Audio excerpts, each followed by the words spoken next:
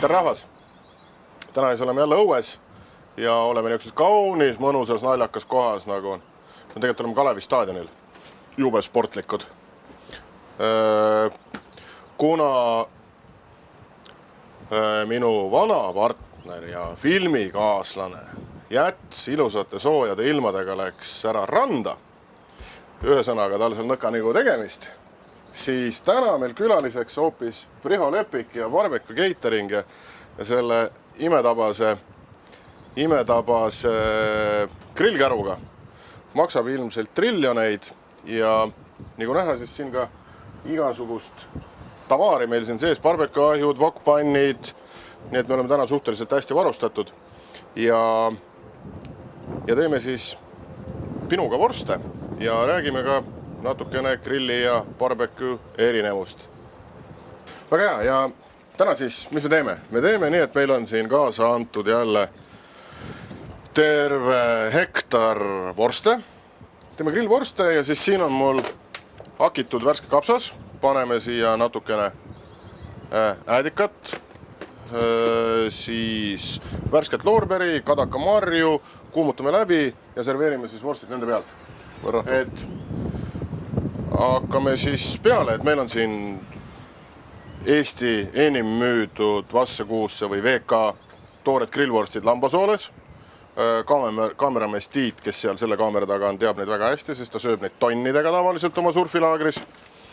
Siis tõmmu juustuga, šašlõki grillvorst Max Moritsalt, siis on veel mahedad grillvorstid Max Moritsalt, VK jäägergrill ja ilma kunstlike säilitusaineteta Jussi grillviiner.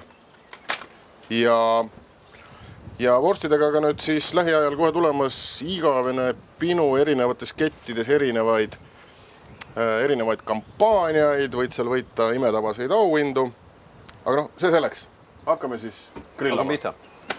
Aga kui nüüd, kuidas sinu sul see ärimudel, kuidas sul on, et keegi helistab, tahan kodus teha pidu, Riho, tule kohale.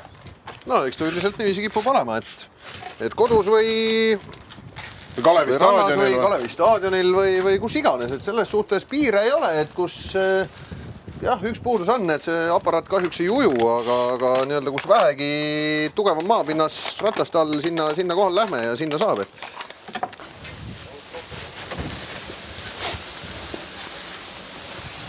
Ja vorstid grillitud, nüüd siis see kapsas, õli, pann, mille Riho meil tööle pani ja värsket loorberi, kadakamarju, äädikat, soola, suhkrut ja valmis. Selle muidugi võib teha ka hapukapsast. Tuleb ka nagu maru hea. Ennem tuleb küll hapukapsast natukene keeta, aga see selleks. Riho, aga räägi nüüd, igapäevase leiva sul nagu see grillimine ja barbecue nagu lauale toob, et räägi. Grillinippi. Nii. Grillinippi. Ehk siis, eks see on tegelikult siuke pikk teema ja neid nippe neid on kohe oi-oi kui palju. Aga mõni lihtsam. Lihtsamad. 1, 2, 3. Palju? Paneme mõned. Pane 3. Just. Ehk siis sõltumata sellest, kas on tegu gaasigrilliga või söegrilliga, et siis on hea anda mingi suitsuga natukese lisamaitset selle grillitavale tootele. Ja mis siin salat, nagu sa isegi vaata enne ütlesid, et rosmariin, et paar rosmariini oksa peale ja see hakkab kärssama, tekitab siuke mõnusat aroomi sinna sellele grillitaval tootele juurde. Teine asi on isegi käepärast nõges, et kuskil põõsas kasvamas või põõsa all siis õigemini või mõni peotäis õunapuu lehti näiteks. Et lihtsalt panna siia grilli peale ja alt ta kuumutab, ta hakkab suitsema ja kui on kuppelgrill või pealt kaanega tõmbad kaane kinni, pikalt ei ole vaja, paar minutit ja ongi jälle siuke mõnus hea suitsumekk lisaks juures. Loomulikult grillimise ajal, et see liha või vorst, mis iganes ta siis seal peal on, et ära ei kuivaks või oleks mahlasem, siis alati saab ju pintseldada, et kas kõige lihtsalt õllega kasta. Või segan näiteks õlu ja mee oma vahel ära ja natuke see pintseldab peale või kui on marineeritud liha, siis samuti. sellepärast sul õllekraan ongi, et saaks pintserdada. Loomulikult ja õlle siidrikraan, nii et ka siidrit võib peale piserdada kergelt või pintseldada, et sobib kõik hästi. Aga siis, mida veel? Näiteks kui liha grillime, lihale mingisugust värvi teistsugusemat juurde anda, kas saab ka millegiga? No enne kõike vast ehk ongi niisugust läiget ja mõnevõrra siis värvi, et kui me grillist räägime, siis seesama mesi, mis on natukese õlu või siidriga näiteks lahjendatud, et seda peale pintseldades siis kindlasti annab värvi. Teine asi on see, et võib erinevaid moose kasutada. Mustikamoos, mustsõstramoos, jällegi natukese teha vedelemaks. Kõige lihtsam, odavam loomulikult veega ja võib-olla tiba soola ka sinna juurde.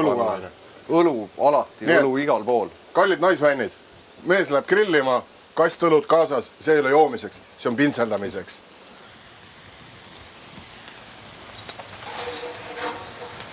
Et kapsas alla ja vorstid ümber ja niisugune... Kuule, aga see loorber, vaata, mis sul siin peal on, et see nagu hamba alla jääb, et see ebameeldiv ei ole või? No siis sülitad välja. Väga. Lihtne. Me muidugi võime nad siis välja ka nokkida, kui nad sul nii hamba all karjuvad. Aga ei, lahe. Lihtsuses peitub võlu. Jah. Nii. Nüüd panen vorstid siia ümber. Nii. Rosmarin jookseb püsti keskele ja väga raju. Nii. Ja vorstivaagen kapsaga ongi võtad valmis saanud. Paneme siia kaunistuseks veel mõningad peedilehed ja põllu pealt kohe käisid korjamas nii? Ja jätsul kasvavad seal võro külje all. Ei, teda ei olnud kodus, et seal võro külje all, seal on neid peete on nii, et joma joo. Kuidas on sama, kui peet ka pärast kunagi tulevikus alla kasvab või? Kui me niimoodi ära võtame, siis ei kasva. Hea teada. Aga tal on neid palju, nii et kasvab peete ka. Ja selline meie tänane grill oligi. Mis siis ikka? Sa tead, mis ütlema pead? Hea tisu. Ei ole. Lihtne nii.